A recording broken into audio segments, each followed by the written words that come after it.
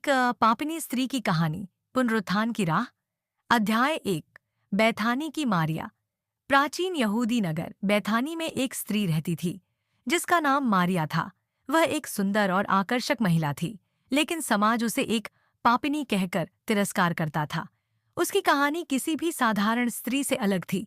वह एक ऐसी महिला थी जो प्रेम और अपनापन पाने के लिए कई पुरुषों के साथ संबंध रखती थी, लेकिन उसकी आत्मा में शांति नहीं थी और उसके हृदय में एक खालीपन था जिसे कोई भी भर नहीं सका। अध्याय 2। समाज का तिरस्कार। यहूदी समाज में ऐसी स्त्रियों को सम्मान की दृष्टि से नहीं देखा जाता था। मारिया के प्रति लोगों की घृणा दिन ब दिन बढ़ती गई। नगर के लोग उसे ताने मारते और उसके चेहरे पर थूकते।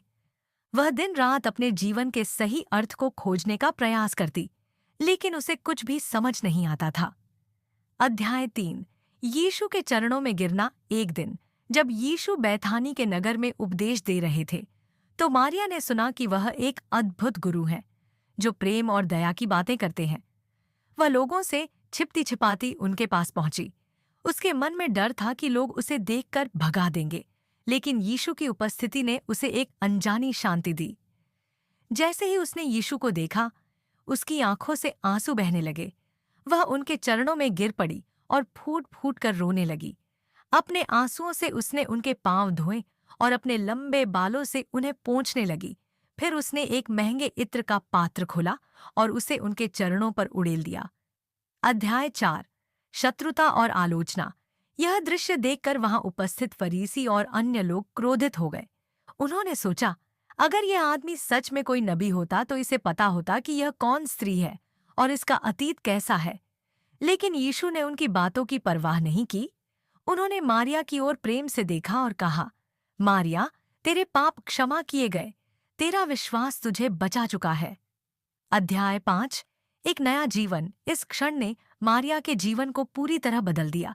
उसने अपने पुराने पापमय जीवन को त्याग दिया और अपने जीवन को प्रभु के प्रति समर्पित कर दिया।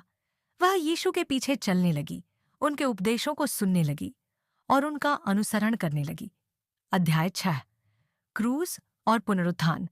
जब यीशु को क्रूस पर चढ़ाया गया, तब भी मारिया उनके पास थी। उसने उनके क्रूस के नीचे खड़े होकर देखा कि कैसे उन्होंने अपने अंतिम शब्द कहे। वह उन पहली स्त्रियों में से थी जिन्होंने यीशु के पुनरुत्थान की घोषणा सुनी। यीशु ने उसे एक नया जीवन दिया, एक ऐसा जीवन जो प्रेम, दया और अनुग्रह से भरा हुआ था। उसने साबित कर दिया कि कोई भी स्त्री, चाहे वह कितनी भी पापनी क्यों न हो, अगर सच्चे हृदय से पश्चाताप करे तो परमेश्वर उसे स्वीकार कर सकता है। उपसंहार। प्रेम और क्षमा की कहानी। मारिया की कहानी सिर्फ एक पापिनी स्त्री की कहानी नहीं है, बल्कि यह प्रेम, दया और परमेश्वर की अनंत क्षमा का प्रमाण है। यीशु ने यह दिखाया कि कोई भी व्यक्ति, चाहे वह कितना भी गिरा हुआ क्यों न हो, परमेश्वर के प्रेम से दूर नहीं है।